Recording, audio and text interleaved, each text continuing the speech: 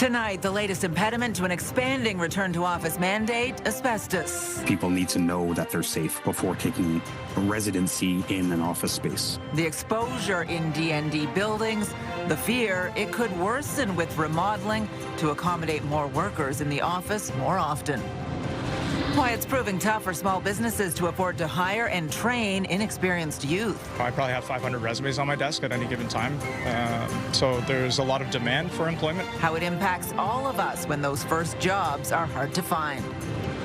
And a major expansion for a local tech company. It's just wonderful having this cooperation with the government to continue to see that happen. Thanks to a big boost from the provincial government.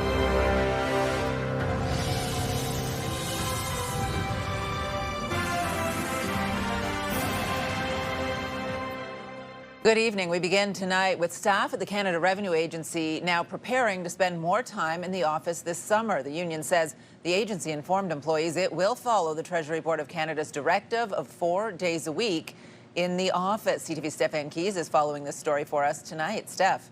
Patricia, some of our viewers may recall that the Treasury Board of Canada announced back in February that all public servants in the core public service will be required to be in the office 4 days a week, starting the 6th of July. Today, the CRA informed employees that applies to them as well, but maybe on a slightly different timeline. The Union of Taxation Employees says employees were told today that the Canada Revenue Agency will start to mandate employees 4 days a week by the end of July. It will only apply to employees where the CRA has enough space to accommodate them. The union says at least 1/3 of CRA buildings across the country do not have enough space for all of its workers. Right now, people are just furious because they're being forced to go to the office and in bad working conditions sometimes. It's not proper for their work. A lot of people have a hard time to concentrate because as it is right now, even at 3 days a week, in a lot of places, they're like squeezing people closer together. The Canada Revenue Agency is the largest federal department with more than 52,000 employees. CTV News Ottawa reached out to the CRA for a comment, but we haven't yet heard back. Now, 2 federal departments have already announced a delay in the 4-day in-office requirement because of a lack of space: Global Affairs and Immigration, Refugee and Citizenship Canada. Patricia. CTV's Stefan Keys live for us tonight. Thank you. Well, elsewhere, there are new concerns for some federal public servants as they prepare to head into the office that extra day of the week. Asbestos is being exposed in national defense buildings, and unions warn the problem is only set to get worse as remodeling takes place to create extra space. CTV's Dylan Dyson has been following this for us today and joins us with more. Dylan. Yeah, Patricia, it was a startling sight for workers at National Defense Headquarters in downtown Ottawa when they came in to work and saw many water fountains have been covered up with warnings of asbestos. And unions for defense employees say this is an issue that will persist for years to come. The comforts of safe drinking water, not something afforded to National Defense employees in downtown Ottawa. Our members should never have to go into work and worry that their workplace could have an impact on their long-term health. CTV News has obtained this photo showing a water fountain inside the National Defense Headquarters building, covered by plastic sheets with a warning sign for asbestos. A source employed at the building said multiple water fountains on different floors were blocked off, with others advising employees to use bottled water. It's not surprising that this would be on multiple floors. This is present in most of our buildings, unfortunately. Asbestos was used in building materials before 1990 and has since been banned in Canada for causing cancer and lung diseases. Health Canada says there are no significant health risks if materials containing asbestos are left undisturbed, sealed behind walls or floorboards, or tightly bound in products that are in good condition. But the unions representing employees in the D&D headquarters building say removing it entirely will take years, meaning staff will have to work alongside it. The employer has the responsibility to communicate those hazards. While putting up a sign might be adequate to meet the law, it doesn't do anything to alleviate the concerns of the occupants of the building. CTV News reached out to D&D for comment on the asbestos situation, but did not receive a response. What's really important, especially with this push to return federal public service workers into these workspaces with these mandates, is making sure that the employer is living up to their responsibilities. And as federal government workers are mandated back to the office 4 days a week, there are concerns that remodeling offices to create more space will lead to more asbestos exposure. I think that with bringing more people back to the office and having to repair, you are creating an increased hazard. Absolutely. It needs to be mitigated properly. And people need to know that they're safe before taking residency in an office space. It's more than, do I have a seat? Is it safe for me to go into work? Is the air clean? Is there mold? Are there pests? Now, the Union for National Defense Employees says the workplace can remain safe for workers to be present if the exposed area is properly sealed off, something that the union has been working with the federal government on over the past couple of months. Patricia. All right, CTV's Dylan Dyson live for us tonight. Thank you. Canada's military is chronically short on gear, so much so that it's now asking personnel in the Ottawa region to return some of it. Items such as tactical vests are being handed in by members who are not part of a deployable unit. CTV's Annie Bergeron-Oliver now with more on what else is in short supply.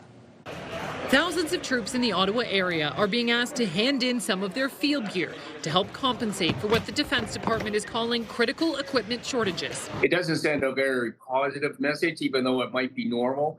It just indicates just how weak the procurement system is, how low the stockpiles are, and just how much demand there is on operations right now.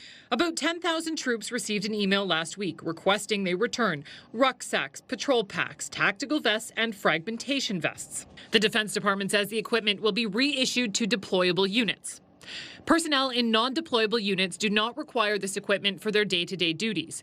This, in conjunction with several other initiatives, will also help address potential shortfalls of items, particularly of highly demanded sizes. It's a reflection of the mindset we've lived through several generations at National Defense, which is without enough to go around, you get by with as much as you can get away with. Ottawa has promised to scale up military recruitment and add tens of billions to the defense budget. But experts say changing that scarcity mindset and modernizing procurement policies will take time. Those quite literally growing pains of an organization that for decades has not been used to grow and has policies in place that are, as we can see, not well adapted in terms of scale, scope, and complexity to the ask that the government has of the Canadian Armed Forces. The department says these kinds of requests are issued periodically and that the gear could go to Latvia to new recruits or be used for training. Annie Bergeron-Oliver, CTV News, Ottawa.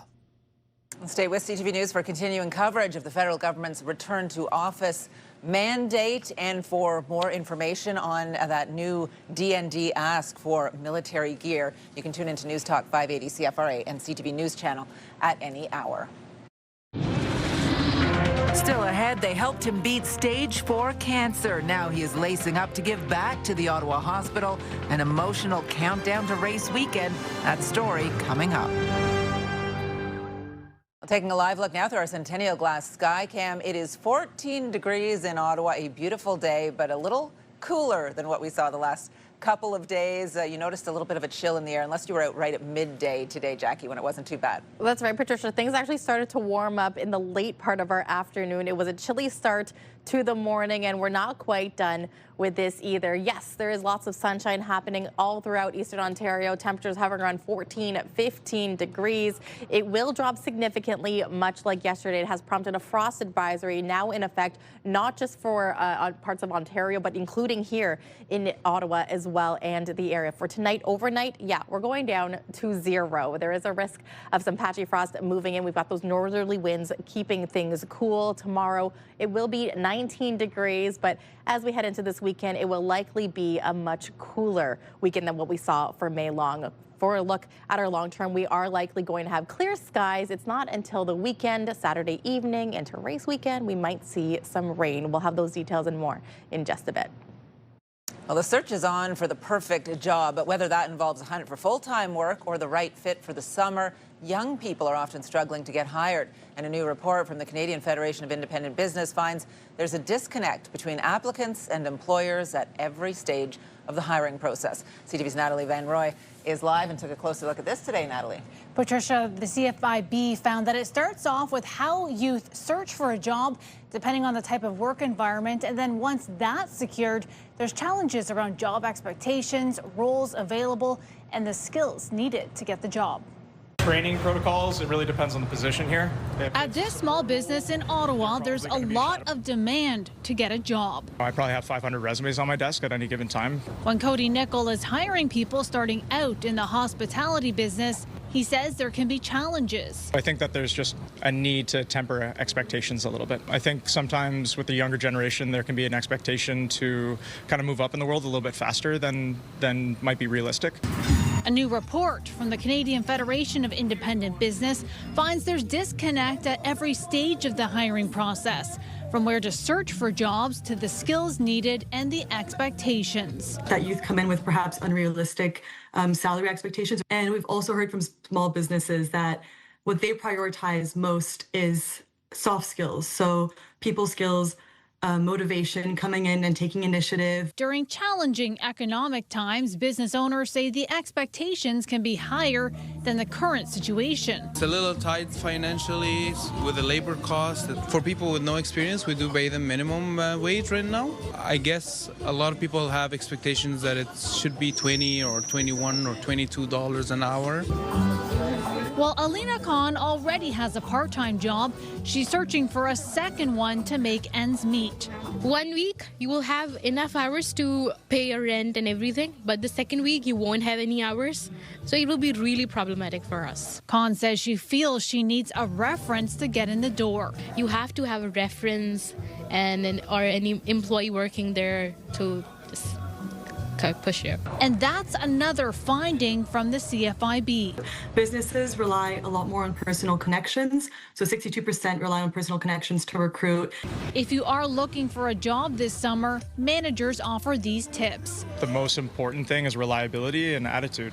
If they can show up on time and they can come in with a great attitude and be willing to work hard and to learn every single day. My priority is when I see the employee's personality is willing to learn, they're willing to work hard. And when hiring youth, the CFIB says small businesses rank soft skills like a positive attitude, motivation, and professionalism above credentials and education. Patricia. All right, CTV's Natalie Van Roy live for us tonight. Thank you. Ontario's police watchdog is investigating after a woman died after falling from a balcony in Ottawa. Ottawa police responded to a 911 call for a report of a woman hanging off a balcony at an apartment building in the area of Hetherington and Albion Roads yesterday afternoon. The Special Investigations Unit says officers attempted to talk to the woman, and a short time later, she fell. The woman died in hospital. A manifesto purportedly written by shooters who killed staff at a San Diego mosque on Monday references the truck attack that killed 4 members of a London, Ontario family almost 5 years ago. CTV's Jerry Dewan has more. Police responded to reports of a shooting at the Islamic Center of San Diego just before noon Monday. A security guard and 2 staff members were found dead outside the mosque. It is extremely outrageous to target a place of worship. The gunman, a 17-year-old and an 18-year-old, were found dead from self-inflicted wounds a short time later. The 75-page manifesto believed to have been written by the shooters was found online. It referenced the truck attack targeting a Muslim family in London on June 6th of 2021. It's re-traumatizing, of course, just seeing those images that are unfortunately quite familiar for everybody. Selma Toba is a board member with the Youth Coalition Combating Islamophobia. She's been active organizing Our London Family events and advocating for action to counter hate activities. A lot of us in the Muslim community were anticipating this news. I think we know that hatred and violence inspires more violence, unfortunately. The manifesto also identified the man who killed 6 at a Quebec City mosque in 2017 in a section called Heroes and Inspirations. Alexander Bissonnette was also named by the man responsible for a mass shooting at mosques in New Zealand in 2019. It's draining beyond words. It's exhausting.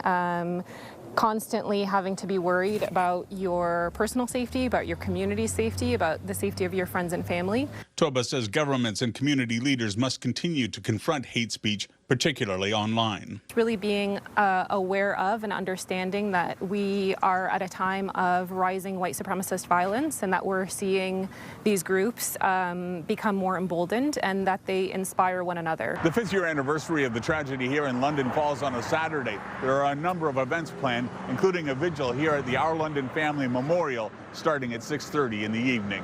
Jerry Dewan, CTV News. Ottawa motorists will want to wait until tomorrow to fill up the gas tank. Canadians for Affordable Energy President Dan McTeague expects gas prices to fall by 9 cents a litre overnight.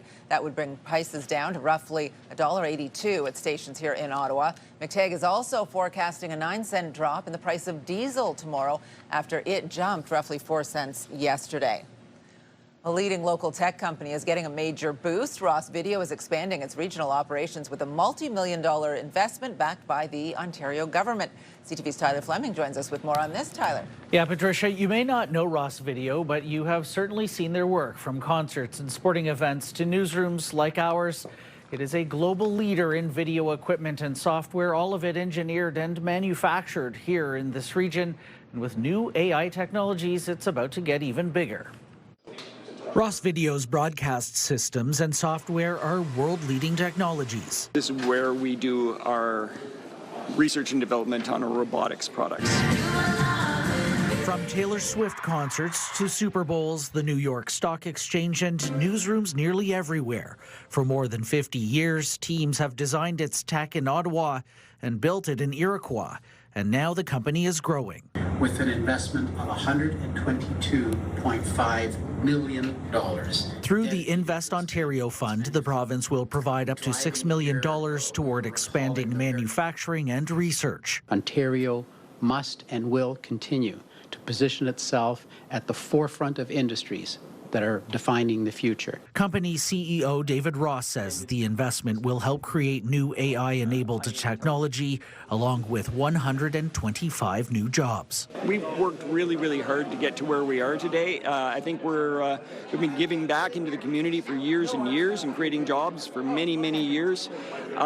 It's just wonderful having this cooperation with the government to continue to see that happen. Ottawa's mayor calls Ross Video one of the city's biggest success stories. And they're committed to this region. We really appreciate that. They're investing in our city. They're creating jobs. Local business leaders in technology say the impact reaches far beyond the company. We have the top tech talent concentration in all of North America. That's because companies like Ross Video anchor and grow with deep roots here. Today, Ross Video is made up of 23 different companies and more than 1,300 employees around the world. Many of our people have built long, meaningful careers. And for David Ross, it comes back to the teams behind the many technologies. The innovations span everything from manufacturing and certain products with control panels and robotics and cloud technologies and software technologies in so many different market verticals. It's like having 10 kids and saying, which one am I most proud of?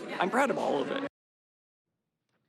Ross Video has 17 global offices serving more than 10,000 customers in 120 countries. And with this new investment, expect those numbers to keep growing. Patricia. Quite the success story. All right, CTV's Tyler Fleming live for us tonight. Thank you. Well, the Ottawa Charge's dream of winning the Walter Cup ended on home ice. What a game to seal it! Victoire! Montreal has won their first Walter Cup! The Montreal Victoire beat the Charge 4-0 last night at the Canadian Tire Centre to win that series in 4 games. Fittingly, Victoire captain Marie-Philippe Poulin, MPP, was named the playoff MVP. Charge fans are still proud of the team's season. It's so awful. I thought, for Carla, we were going to get it. We didn't. Maybe next year? They worked hard, and then we got overrun in the last little bit. But the fans were great. They made such a good push. More than 12,000 fans packed the Canadian Tire Centre for Game 4 last night, over 28,000 for the 2 home games. When I was like, all right, I'll be back in that marathon that I've loved so much. Well, coming up, an Ottawa man's journey from the Ottawa hospital to the start line for Ottawa race weekend. Jackie. Well, it will be a cool start heading into Ottawa race weekend. Here's a look at what we can expect for tomorrow. Cool start for 7 a.m., 5 degrees. Lots of sunshine, though. We're warming up to about 16 degrees, and then it's going to start to cool off by the evening, 12 degrees for our Friday night. We'll get a closer look at the weekend forecast in just a bit, but here's a live look through our Centennial Glass sky cam. A gorgeous view looking through Kaweki Point. Lots of greenery, lots of sunshine. It's 14 degrees out right now.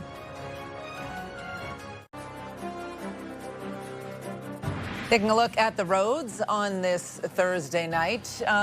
Not too bad overall, but we continue to see slowdowns in those spots close to the lane closure area, the western portion of the Queensway between Woodruff, Pinecrest in particular, has been bad all week.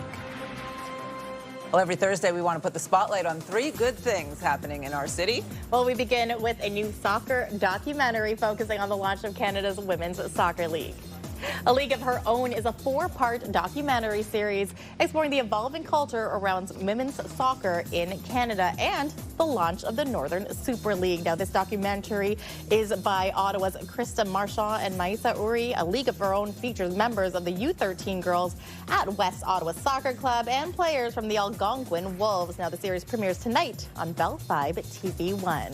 Very cool for anyone who's had any connections with local soccer, and obviously women's sports growing like crazy, and soccer too has just been phenomenal. And the fan base here has been absolutely amazing. To see that continuing to grow, this documentary will definitely help with that. Yes, and of course it's soccer fever all over right now. You are also going to have a chance to see the FIFA World Cup trophy here in Ottawa on Sunday. The World Cup trophy tour will stop at Lansdowne Park on Sunday. It'll be from 11 a.m. to 3 p.m. Your chance to see the historic trophy ahead of the World Cup here in Canada, also in the United States and Mexico. Now, they are anticipating this is going to be so popular that you actually need to get your tickets in advance. I'm told the tickets are free because I was starting to think they could charge, like they've tried to charge for a lot of stuff happening in Toronto as well.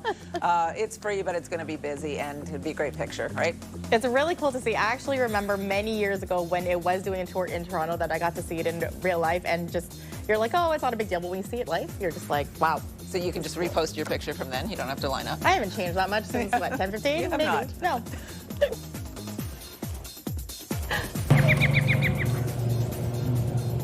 And it's your final weekend to see the tulips at Saunders Farm. Tulip Fest features nearly 500,000 tulips. You can tour the tulip fields, enjoy Dutch-themed food, and visit the farm shop with the tulip-themed gifts. Now, Tulip Fest runs until Sunday. I have not had a chance to check this out, unfortunately. I have not either. I've seen a lot of the tulips downtown. Obviously, people who do not want to come downtown at all have loved this alternate venue, but I don't know if I'll get there this weekend. I might have to wait for all the monsters and goblins and stuff in the fall. Yep. Yeah. I accept. Always a good time at Saunders Farm. If you have a story for us to include in our 3 Good Things segment, we'd love to hear from you. Something light, happy, community event to brighten the day. Send your ideas to Ottawa News at ctv.ca. 3 Good Things is brought to you by the new Oak Tree, hand-built for life. Well, 2 days after the temperature hit, 29 degrees, we have a frost advisory in effect for the region. So today was sunny but cool. It was beautiful if you're sitting along the Ottawa River, but you were not tempted to jump into the river today. Below seasonal temperatures are going to continue and stick around through the weekend, which I guess is not bad for race weekend. Not bad for race weekend because it's been quite warm and humid, but there is rain in the forecast, Patricia. So I don't know if that's a good thing, that's a bad thing, maybe a little bit. We'll see. We will see. Hopefully it'll change by the time Sunday rolls around. Current temperature right now sitting around 14 degrees. We've got those northwesterly winds moving in as well. Not quite as windy as what we saw yesterday, but windy nonetheless. Now, we mentioned the frost advisory in effect for pretty much all of Ontario as well as parts of Quebec, especially here in the Ottawa region. We've got temperatures near or below the freezing mark here in Ottawa. We're getting down to 0. Yes. We are getting down to 0. Brockville, 1 degree. Kingston, 3, -1 in Bancroft. And then as we look towards tomorrow's daytime highs, still reaching the high teens, about 19 degrees for here in the capital. Cornwall, 19 as well, 18 in Kingston, 19 around Petawawa, as well as 19 in Mont-Tremblant. Clear skies as well, but this will slightly change by the time Saturday evening rolls around. Now, right now in Atlantic Canada, temperatures still fairly warm, about 11 degrees in Fredericton. It's very cool down by Goose Bay, and I say more than cool. It's 1 degree, and chance of that snow moving in as well, or light flurries. 14 in Toronto as we move our way back here into Ontario. 16 in Windsor. The warm-up really is happening around Thunder Bay, including Winnipeg, where it's one of the hot spots here. 21 degrees. We've got 19 and a risk of thunderstorm in Saskatoon as well as Regina. Rain moving through Edmonton as well at 18 degrees. We don't see any of the rain here for Eastern Ontario. Clear skies as we continue into Friday, but you're going to see a little bit of the cloud cover moving in. That's right. By Saturday, we could see a little bit more when it comes to the clouds. And then by Saturday evening, we are anticipating more rain moving into the overnight hours. The 7-day forecast brought to you by Davidson Hearing Aid Centers, celebrating over 80 years in family business. So yes, if we are keeping a close eye on Tamarack Ottawa race weekend, cloudy skies for Saturday. It's going to be around 7, 8 o'clock Saturday evening that the forecast is showing rain moving in. Things are really going to pick up overnight, and by Sunday morning, yes, around 7 a.m., 8 a.m., we are anticipating 10 to 15 millimeters of rain moving through. It's likely to clear by 1 p.m. Sunday. But 14 degrees is the daytime high, so it will be cool, it will be wet. Monday, slight chance that we could see some rain moving in, but temperatures are going to start to warm up into the 23-degree mark. William Stanback, the former Alouettes, they are working side by side as Adams looks corner. Gatineau, jump ball in the end zone, touchdown Red Blacks. The Ottawa Red Blacks are getting set to kick off a new season in the capital, and we want you at the home opener to take in all the action. We have your chance to win a pair of club seats to see your Ottawa Red Blacks take on the Edmonton Elks on June 6th. Plus, you'll also score a Red Blacks jersey. Scan the QR code and head over to ctvottawa.ca now and enter for your chance to win. Good luck. Patricia, taking back to you. Well, it will be an emotional Ottawa race weekend for an Ottawa man as he joins tens of thousands of runners at the start line this weekend after beating stage 4 cancer. He is preparing to run the marathon and support the place that saved his life. Here's CTV's Leah Larocque.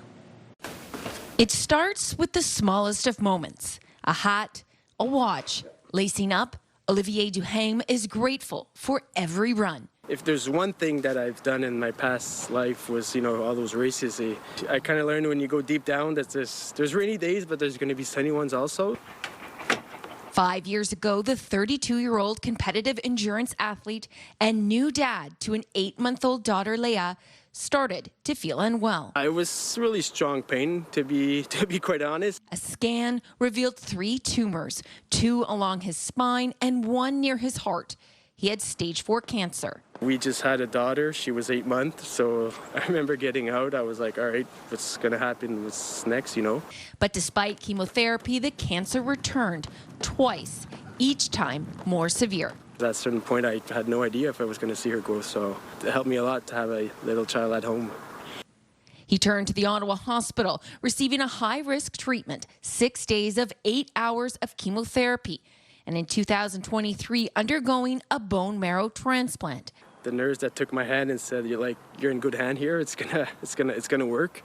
While recovering in the hospital, Olivier says what happened next was fate. So I just opened the TV on a Sunday morning, and it's the Ottawa Marathon I was playing, and it caught me I think I cried at the moment because I've done that race so many times, and at that time, you're so low in your life, but I was like, all right, I'll be back in that marathon that I've loved so much. Nearly 3 years to the day since he received his bone marrow transplant, Olivier will be running the marathon at Ottawa race weekend while fundraising for the Ottawa Hospital. It's cancer, the research and the medication is changing every day.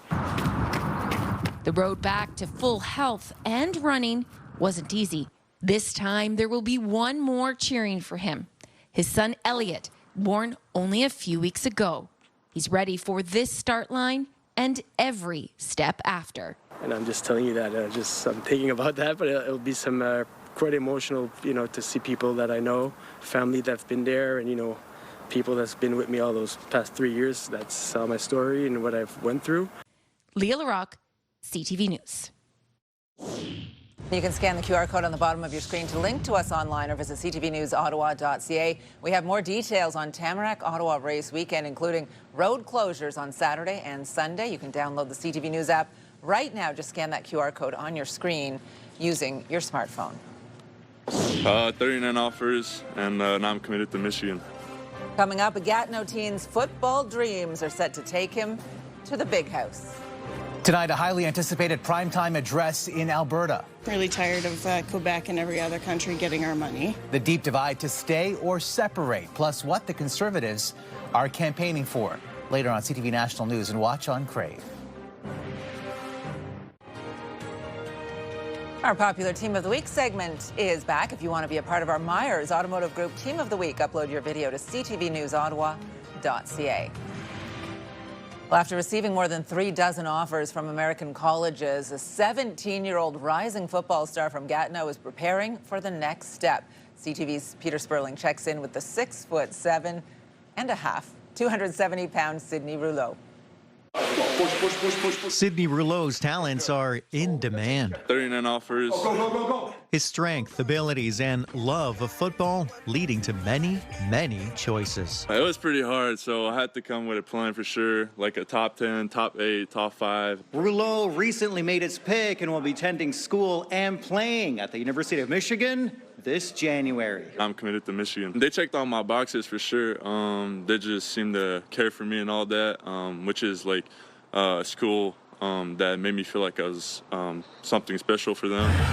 He's committed to playing with the Wolverines on their roster as left tackle, planning to sign in December.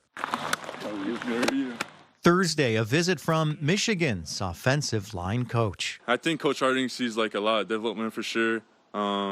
He likes the way I am for sure. I'm a disciplined kid, hardworking for sure. And at 6'7.5", 270 pounds, his dreams are as big as he is. Hopefully NFL, for sure. Really proud. Really proud. Oh, yeah. His parents proud and excited. A lot of stress taken off, too, now that Sidney's committed. So we can really concentrate on one thing, and it's getting better and, getting to where he wants to be. Boom! Good. That's it. And longtime fitness instructor Tony Greco says Rouleau's hard work is paying off. I think it's amazing, obviously, for Sid and the football culture here in Ottawa to give young kids the fact that, hey, look, if you dream something, you could achieve it. Rouleau looking forward to the next chapter of his career. Go Blue. Peter Sperling, CTV News. That's it. Good. Now, some other stories you need to know right now. Canada's only team left in the Stanley Cup playoffs returns to action tonight. The Montreal Canadiens are in Raleigh for Game 1 of the Eastern Conference Finals against the Carolina Hurricanes. The Canadiens are coming off a series victory over the Buffalo Sabres.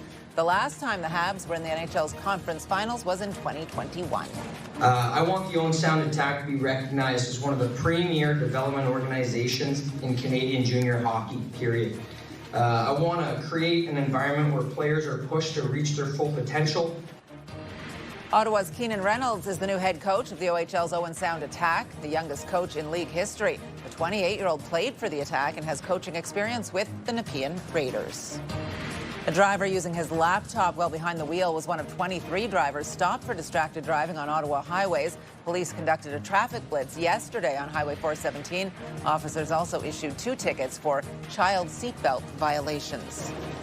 Canadians took fewer trips abroad in March. Stats Canada says Canadian residents returned from 4.2 million trips abroad that month, down 2.8% from the same month in 2025. Canadians took 2.6 million trips to the U.S. in March, down 6% from the year before.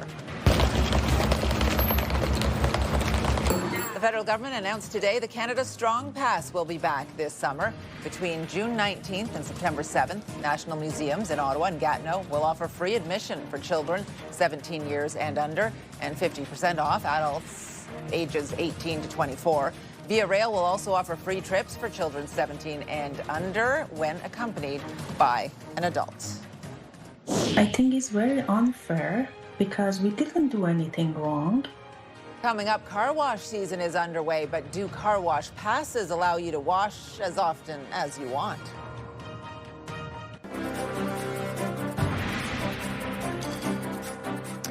Well, if you own a vehicle, chances are you like to keep it clean, and that means you may occasionally use an automatic car wash. There are car wash passes you can buy that allow you to wash your vehicle as often as you like, but even they come with limitations. Here's CTV's Pat Foran.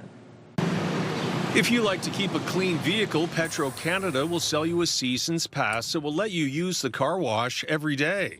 Futran of Newmarket bought a 180-day season car wash pass for $490. Well, the way to keep our car nice and clean and, basically preventing rusting from the road salt in the wintertime. The season's pass gets a lot of use at his house. There are 4 cars in Tran's family, but he says it's allowed under the pass's terms and conditions. We use it within the family, the same household, same address, 4 cars, and there was nowhere in the term condition that you can only wash 1 car. He still had 80 days left when his season's pass quit working. They canceled my car because I used multiple devices for the same car wash. We were halfway of the usage of the card when suddenly the card was suspended. And Abdul Karimi of Thornhill also had her 90-day pass canceled that she paid $270 for. She said the pass was only on one smartphone. She and her husband took turns washing their cars each day. I think it's very unfair because we didn't do anything wrong. Petro-Canada says the pass is for 1 wash per day, but in its terms and conditions, it says the card can only be loaded onto one smartphone. Petro-Canada told CTV News, car wash season passes may only be downloaded to one device. Users found to be in violation were sent a cancellation email. However, after reviewing usage on these cards, we determined the season's passes were incorrectly flagged and have reinstated them. So both Tran and Abdul Karimi were given replacement car wash passes, which was great news for them. Thank you, CTV. You've been very great. You guys are doing a great thing for consumers. Thank you so much for what you did. Pat Foran, CTV News. Well, Dave. Yes, sir. Hey, thanks so much for creating The Late Show 33 years ago. It's been a pleasure having you back to destroy some stuff. Coming up, last call for The Late Show with Stephen Colbert.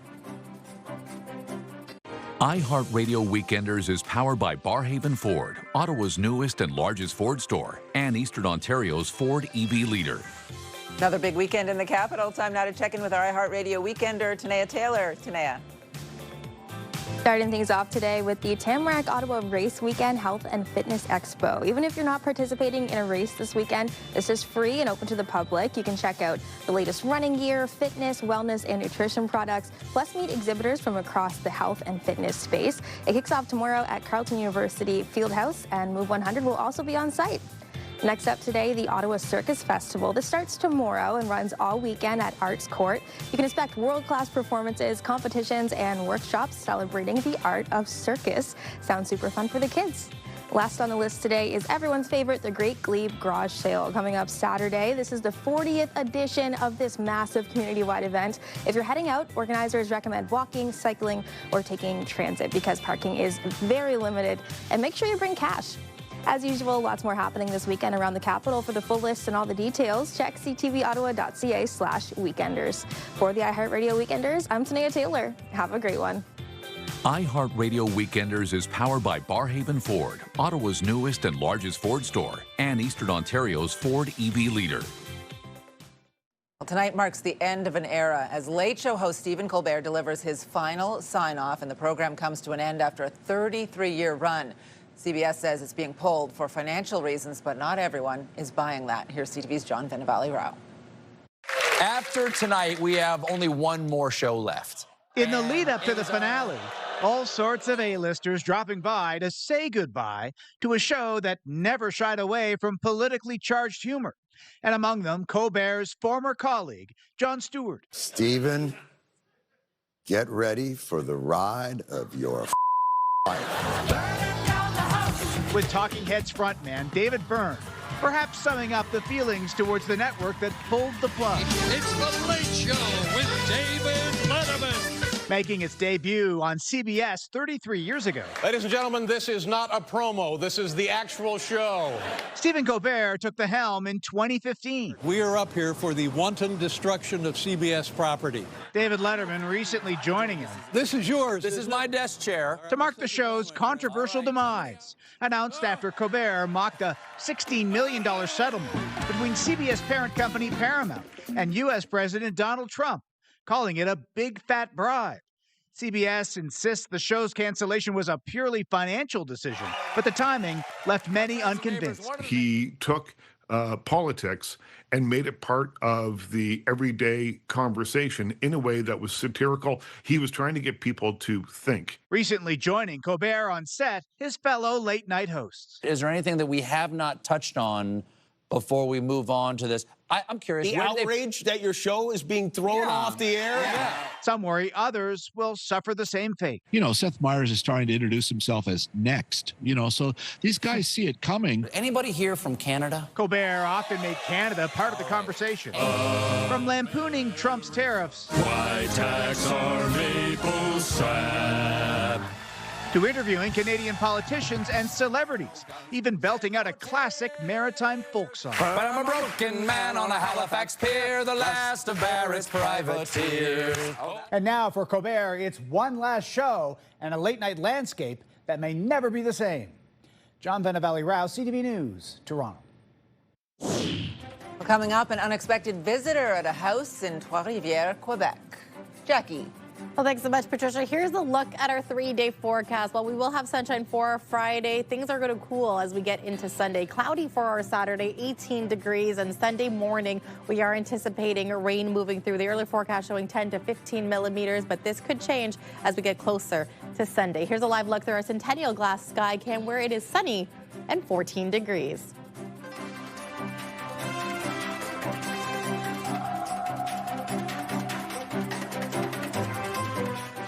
Get the latest live, local breaking news. Sign up now for our morning and evening CTV News Ottawa newsletter. The best local content from CTV News, Your Morning Ottawa, and News Talk 580 CFRA. Get it all in one place. Sign up now at ctvnewsottawa.ca. The CTV News Ottawa newsletter is brought to you in part by CAA Business.